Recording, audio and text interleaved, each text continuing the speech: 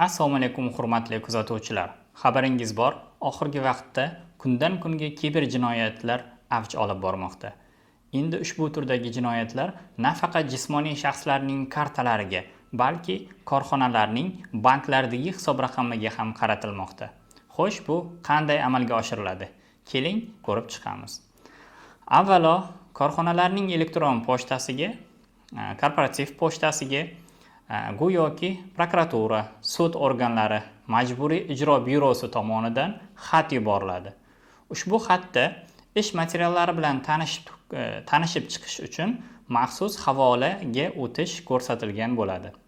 Siz ushbu ish materiallari bilan tanishish maqsadida maxsus havolaga o'tmoqchi bo'lasiz. O'sha maxsus havolaga bosishingiz bilan siz o'z kompyuteringizni o'z qo'lingiz bilan hakkerlar qo'liga topshirgan bo'lasiz. Ya'ni ular sizning kompyuteringizga dostуп olishgan bo'ladi. O'sha holatda sizning kompyuteringiz go'yoki обновление yangilanish jarayoniga tushib qoladi va siz nima bo'layotganini tushunmaysiz. Bu vaqtda sizning bankdagi hisob raqamingizdagi pullar yechib olayotgan bo'ladi. Savol yuzaga kelishi mumkin. Bank klienti login paroli, fleshka masalalari qanaqa bo'ladi degan savol tug'ilishi mumkin. Albatta, ko'pchilik buxgalterlar o'ziga qulaylik yaratish maqsadida bank klientining login parollarini o'z kompyuterlariga saqlab qo'yishadi. Bundan tashqari ayrim banklar tomonidan hozirgi kunda qulaylik yaratish maqsadida fleshkasiz elektron raqamli imzo orqali to'lov operatsiyalarini amalga oshirish kabi qulaylik yaratilgan.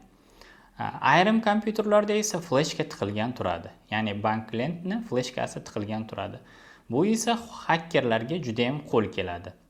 Ya'ni bemalol sizni bank klientingizga kirib olishlari mumkin va bankdagi hisob raqamdagi pullar jismoniy shaxslarning omonat hisob raqamlariga yoki jismoniy shaxslarning kartalariga turli xil detallar bilan, masalan, ijara to'lovlari, qishloq xo'jalik mahsulotlari yoki omonat hisob raqamini to'ldirish yoki ish haqi mazmunidagi detallar bilan to'lov topshiriqnomalari shakllantiriladi va bankka jo'natiladi.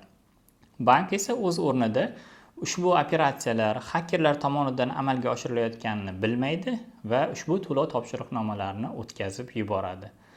Yomon tomoni, o'sha pul o'tkazilayotgan jismoniy shaxslarni o'zini bunday operatsiyalar haqida hech qanday xabari bo'lmasligi mumkin. Demak, jismoniy shaxslarning omonat yoki kartasiga o'tkazilgan pullar bir necha jismoniy shaxslarning kartasiga o'tkazilish orqali olib chiqib ketiladi. Bu esa ushbu pul mablag'larini topishni juda ham qiyinlashtiradi. Hozirgi kungacha bir necha yuridik shaxslarning hisob raqamlaridan bir necha 100 millionlab pul mablag'i yechib olinganligi haqida faktlar mavjud. Agar sizning kompyuteringiz zararlangan bo'lsa yoki bexosdan ushbu havolani ochib qo'ygan bo'lsangiz, birinchi o'rinda darhol ushbu kompyuterni tarmoqdan, Wi-Fi yoki internetdan uzishingiz lozim bo'ladi. Shundan keyin o'z bankingizga telefon qilib, bo'lishi mumkin bo'lgan ehtimoliy operatsiyalarni to'xtatishingizni so'rashingiz va kompyuteringizni mutaxassisga ko'rsatishingiz lozim bo'ladi. Demak, o'zingizni va korxonangizga tegishli bo'lgan pul mablag'larini xavfsizligini ta'minlang. Har qanday shubhali xatlar, shubhali havolalarni ochmang. Unutmang, moliyaviy va huquqiy savodxonlik har qanday biznesning asosidir.